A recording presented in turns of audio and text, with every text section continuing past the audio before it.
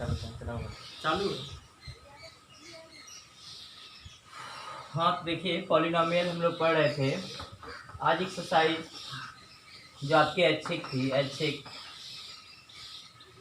उसको हम लोग देखेंगे। ऐच्छिक प्रश्नावली आपकी 2.4 उसके क्वेश्चन सॉल्व करवा देते हैं। आपको लोग 5वां क्वेश्चन कह रहे थे, पहले 5वां क्वेश्चन देख लेते हैं। 5वां क्वेश्चन था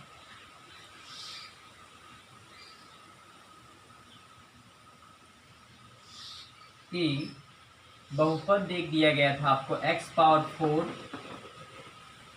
minus 6x³ x power 4 minus 6x³ plus 16x² minus 25x plus 10। इसमें क्या करना था कि कहा गया था x² minus 2x plus k से भाग देने पर शेष कुछ बच रहा है। स्पष्ट हो रहा है? चाक का कलर ब्लैक बोर्ड से तो नहीं मिल रहा है? ठीक होगा, शायद दिख रहा होगा। ठीक है, तो इसमें आप इसको इससे डिवाइड करना है और आपसे कहा गया है कि इसको भाग दिया जाए और शेषफल x प्लस a आता है। पहले इससे इसको हम डिवाइड करेंगे और जो शेषफल आएगा उसकी तुलना हम x प्लस a से कर देंगे। इसकी तुलना किससे करेंगे? x प्लस a से करेंगे। फिर आप वो चीज़ें निकालेंगे जो आपसे कहा गया। किसकी वैल्यू पूछा है आपसे? k की वैल्यू शायद पूछा है। हाँ, k और a ज्ञात करना है। क्वेश्चन एक बार फिर से मिला लीजिए। x power 4 minus 6x³ plus 16x² minus 25x plus 10। ठीक, x² minus 2x plus k से भाग देना है। तो देखते हैं इससे इसमें कितने मल्टीप्लाई किया जाए। क्लियर है, x² बार जाएगा तो ये हो गया आपका x पावर 4। इससे इसमें किया जाए तो माइनस 2x³, इससे इसमें करेंगे तो प्लस kx² और फिर इसको आप सब्ट्रैक्ट कर देंगे। माइनस यहाँ प्लस यहाँ माइनस, ये इससे कैंसिल हो गया। ये माइनस 6 और प्लस 2 मतलब आपका आएगा माइनस 4x³। इसमें से ये माइनस तो होगा नहीं तो इसको ऐसे ही लिखते हैं 16 माइनस k।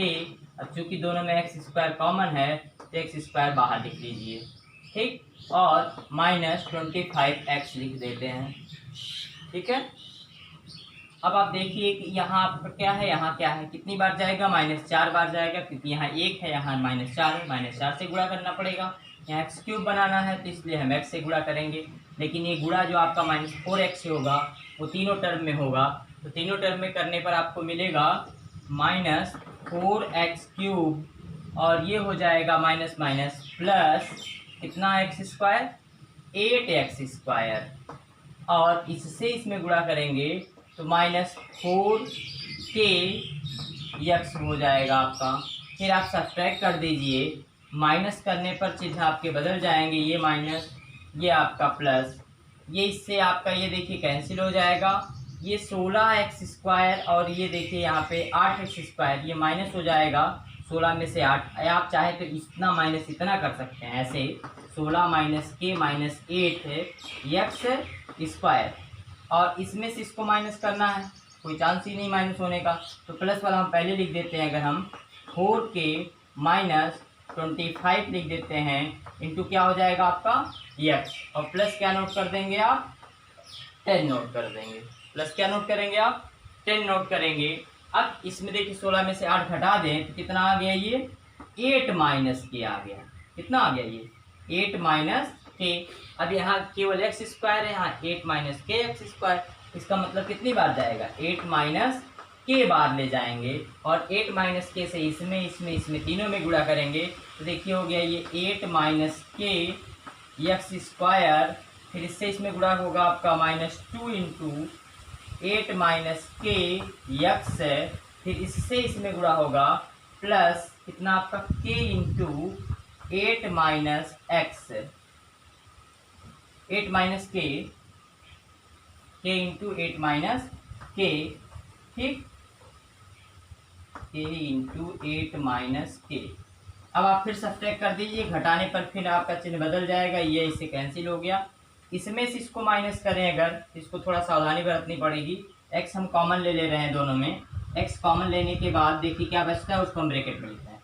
ये आपका हो गया 4k माइनस 25, और 2 से गुणा होगा वो भी प्लस के साथ, तो 8 दूनी 16, और फिर आपका इससे गुणा होगा आपका इसमें माइनस 2k, ठीक, इंटू एक्स हो गया, प्लस प्लस के साथ ये क्या बचा, k इंटू 8 माइनस के, और ये आपका माइनस हो जाएगा, और इसके पहले क्या बचेगा आपका 10 माइनस इतना, ऊपर 10 आपका प्लस में था इसलिए प्लस में लिखा गया। अब इसको अगर हम माइनस करें तो शेष केवल अगर लिखें, बाकी चीज़ छोड़ दें हम, तो शेष आपको मिल गया 8k में से 2k घट जाएगा, आपका 2k बचेगा, और इंटू कितना आपका 25 और 16 माइनस 9 बचेगा आपका। तो ये क्या मिल गया आपको, -2k माइनस 9 मिल गया, 16 9 25, और प्लस कितना आपका 10, और फिर आपका माइनस k इंटू कितना आपका 8 माइनस के, ये वैल्यू मिल गई आपको, ये शेष है। अभी और इसको सॉल्व किया है, 10 में से घट जाएगा 9, तो 2k 10 में से 9 घट जाएगा 1 आएगा, प्लस 1 और माइन इंटू एक्स, सॉरी यहाँ इसका कोफिशिएंट x था, x कितना भूल गए हम लोग, इसका कोफिशिएंट x है, x लिख लेंगे, बाकी ये हो गया आपका। अब अगर इसकी तुलना हम किससे करें, इसकी तुलना x प्लस ए से करने पर, x प्लस ए से करने पर, क्यों कर रहे हैं, क्योंकि प्रश्न में कहा था कि शेषफल इतना नहीं है, शेषफल इतना है, तो इसका मतलब x का गुणांक कितना आपका 1 है, तो 2k माइनस 9 इक्वल टू अगर हम 1 रख दें तो 2k इक्वल टू मिल जाएगा आपको 10, तो k इक्वल टू मिल जाएगा आपको 10/2 अर्थात 5। k की वैल्यू कितनी आ गई 5। और देखिए यहाँ x प्लस ए है, तो x का गुणांक 1 था, तो यहाँ 1 होना चाहिए था, और इसकी जगह पर a होना चाहिए था, यानी a बराबर आपको मिलेगा 10 माइनस के इंटू 8 माइनस के। अगर इसको हल करें तो 10 माइनस 5 इंटू 8 माइनस के, यानी 8 माइनस 5, यानी आपको मिलेगा 10 माइनस 5 इंटू 8 में से 5 घटा देंगे तो कितना आएगा 3, तो 10 माइनस 15 अर्थात आपका आ जाएगा -5। ठीक है, तो इस तरह a की वैल्यू आपकी -5 आ जाती है, और k की वैल्यू आपकी 10/2 अर्थात 5 आ जाती है। तो इस तरह आपका एक क्वेश्चन आपका सॉल्व होता है। कौन सा एक्सरसाइज जो आपकी है, एक्सरसाइज जो आपकी है 2.4 का मिसलेनियस एक्सरसाइज। इसको नोट कर लें, एक बार क्लिक कर लें।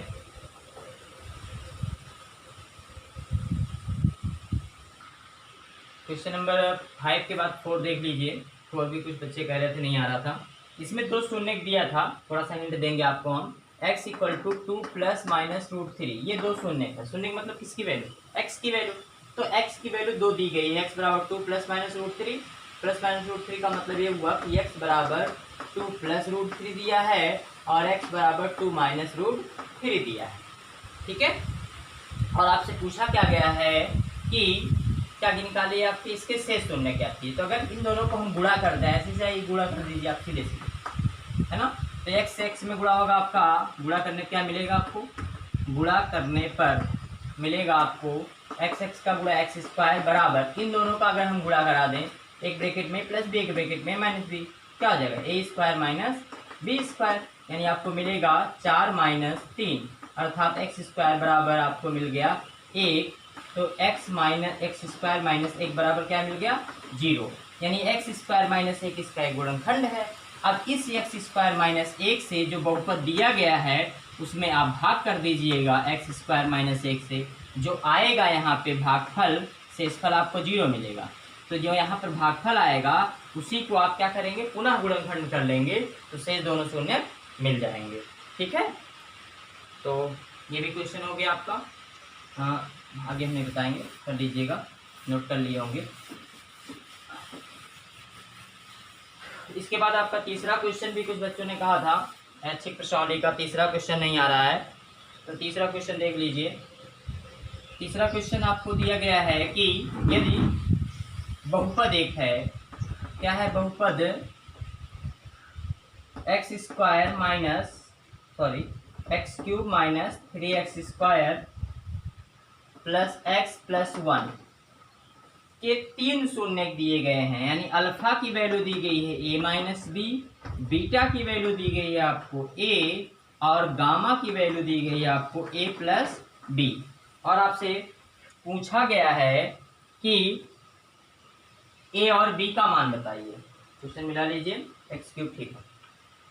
तो देखिए अब इसको दो तरीके से लगा सकते हैं। एक तो ये तरीका है कि अगर ये शून्य है तो सीधे सीधे किसके मान होते हैं, एक्स के मान होते हैं। किसके मान होते हैं, एक्स के। तो एक्स की जगह पर इतना रख के या एक्स की जगह पे इतना रख के और एक्स की जगह पे इतना, दो ही वैल्यू रख करके हम दो समीकरण बनाते हैं, उसको भी सॉल्व कर सकते हैं वो, लेकिन थोड़ा सा जटिल मेथड है। एक फार्मूला और आपको बताया गया है कि alpha plus beta plus gamma equal to कुछ होता है, और alpha into beta into gamma equal to भी कुछ होता है। क्या होता है, ये होता है आपका माइनस बी बाई ए, और ये होता है आपका माइनस बी अपॉन ए। ठीक, बीच में हमने लिखा उसका भी प्रयोग कर सकते हैं। कौन सा आपका alpha beta plus beta gamma plus gamma alpha equal to क्या आपका सी बाई ए। इसका भी प्रयोग, चाहे इन दोनों में से, तीनों में से दो का प्रयोग करके आपको इनकी वैल्यू निकालनी है। तो चलिए हम पहले का प्रयोग करते हैं। अल्फा की वैल्यू अगर देखें तो कितनी है, a माइनस बी है, प्लस बीटा की वैल्यू अगर देखें तो आपकी a है, और गामा की वैल्यू देखें तो a प्लस बी है आपको। और यहाँ देखिए minus B by A, minus B का मतलब किसका कोफिशिएंट आपका, b का मतलब एक्स स्क्वायर का कोफिशिएंट, तो माइनस 3 अपॉन a का मतलब एक्स क्यूब का कोफिशिएंट आपका 1 है, b से भी आपका कैंसिल हो गया तो 3a इक्वल टू 3 आ गया, a इक्वल टू हो जाएगा आपका 3/3, मतलब 1। a की वैल्यू आपको कितनी मिल गई, 1 मिल गई। इसी तरह आप अदर वैल्यू भी निकाल सकते हैं, जैसे यहाँ देखिए alpha into beta into gamma equal to minus D by A. इसकी वैल्यू अगर निकालें तो अल्फा की वैल्यू आपको दी गई है a माइनस बी, बीटा की वैल्यू आपको दी गई है a, और गामा की वैल्यू आपको दी गई है a plus B, this equal to minus D by A. D मतलब अचर पद, यानी माइनस 1/, और 1। अब यहाँ पर देखिए आप चाहें तो a का मान रख दीजिए, a का मान 1 रखें तो 1 माइनस बी इंटू 1 और into 1 plus B equal to आपको -1 मिलेगा। इसको सॉल्व कर दें तो 1 का square minus B square equal to आपको मिल जाएगा -1 को इधर ले आते, बी स्क्वायर को उधर कर दें तो 1 + 1 equal to B square, mean आपको बी की वैल्यू मिल गई √2। ठीक है, इस तरह ए और बी का मान आपको मिल जाता है, अगर इसमें कोई गलती नहीं है तो। शायद नहीं है, देख लीजिए, आप चेक कर लीजिए एक बार, मिला लीजिए। और इस तरह आपकी एक प्रश्नावली ये ख़त्म होती है। ऐच्छिक प्रश्नावली 2.4 में 5 सवाल थे, 2 हमने पहले वाली एक्सरसाइज में करवाया था, 3 इसमें करवा दिए हैं। अब आपका बहुपद खत्म हो गया। अब अगले दिन आपका अगले चैप्टर शुरू किए जाएंगे। ठीक है, ठीक, धन्यवाद। 2 चर वाले रैखिक समीकरण पढ़ना है। 2 चर वाले रैखिक समीकरण,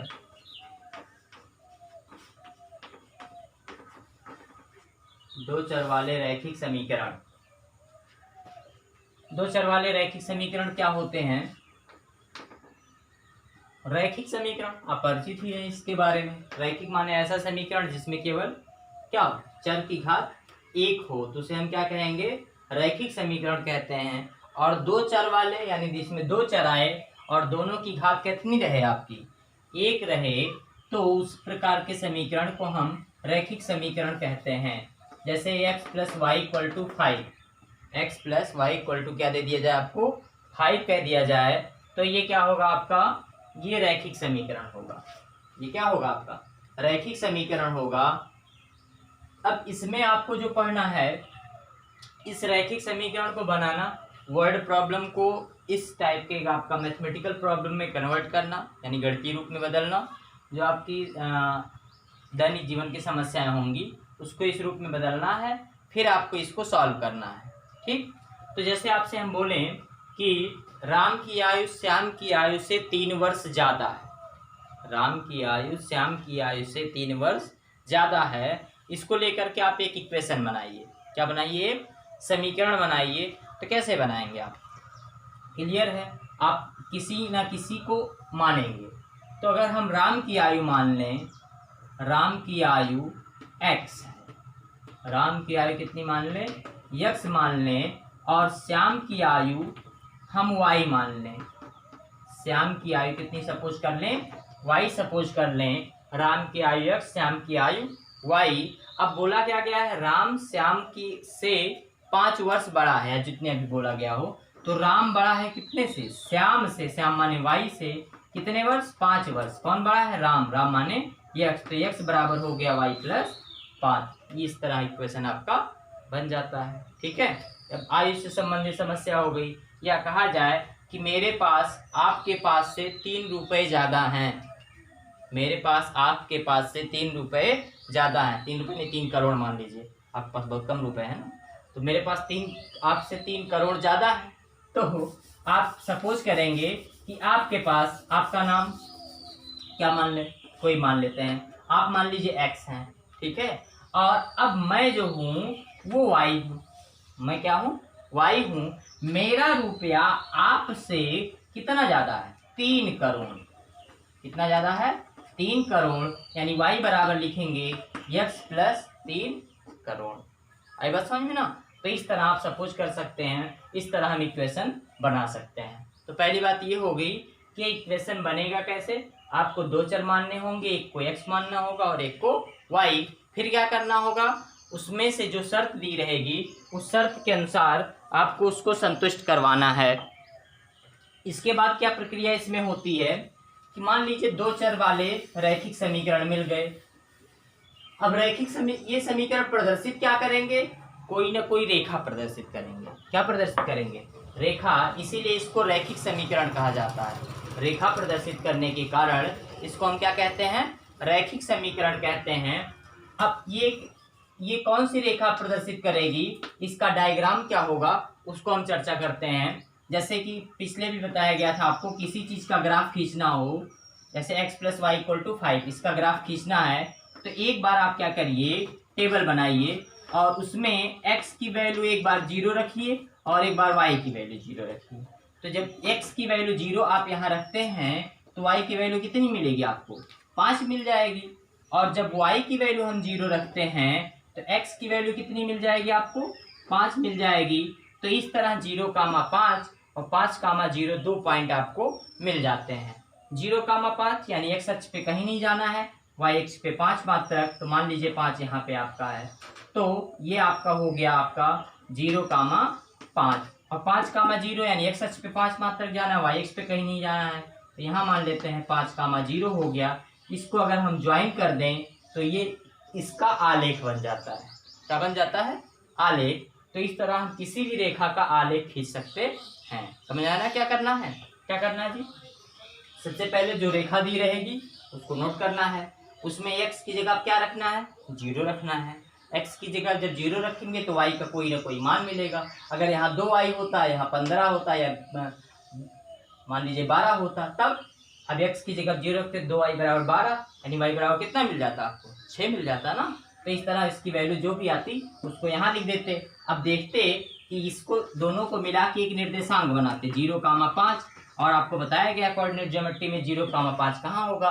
x अक्ष पे कहीं नहीं जाना, y अक्ष पे 5 मात्रक जाना है, तो 0,5 यहाँ हो जाएगा। समझ पा रहे हैं ना? और दूसरा आपका क्या, पुनः हम y बराबर 0 रखेंगे, x का जो भी मान मिलेगा उसको यहाँ रख देंगे आप। तो दूसरा मान क्या मिल गया? 5,0। इन दोनों को एक साथ ले लेंगे तो 5,0 0,5 को दिखा करके उसको हम मिला देंगे। तो इस तरह हम किसी भी रेखीय समीकरण का क्या खींच सकते हैं? ग्राफ खींच सकते हैं। ठीक है, ऐसा है ग्राफ खींचना आपको आ गया होगा। 2 चीज आ गया होगा, क्या? समीकरण बनाना और ग्राफ खींचना। नहीं आया है तो वीडियो आप एक बार दोबारा देख लीजिएगा, क्लियर हो जाएगा। अब इसको हल करते हैं, कितनी विधियों से हल कर सकते हैं।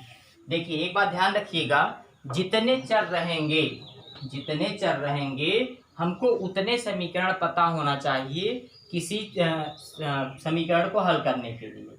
ठीक है, अब इसको हल करके एक्स वाई का मान निकालना है तो हम दोनों की वैल्यू नहीं बता सकते। क्यों? क्योंकि एक चर से एक समीकरण से दो चर की वैल्यू निकालना संभव नहीं होता है। इसके लिए आपको दो समीकरण दिया रहेगा। एक मान लो x माइनस वाई बराबर दे दिया आपको 1, x प्लस वाई बराबर 5, x माइनस वाई बराबर 1। अगर ये दे दिया और आपसे पूछ लिया कि x और y का मान ज्ञात कीजिए, तो इसको हम 4 विधियों से हल करते हैं। कौन सी विधि, कितनी विधियों से हल कर सकते हैं? 4 विधियों से। पहली है आलेखीय विधि। कौन सी विधि? आलेखीय विधि, जिसे हम ग्राफिकल मेथड कहते हैं। कौन सा मेथड? ग्राफिकल मेथड कहते हैं। दूसरी है आपकी प्रतिस्थापन विधि। प्रतिस्थापन विधि, जिसे हम सब्स्टिट्यूशन मेथड कहते हैं। कौन सा? Substitution method.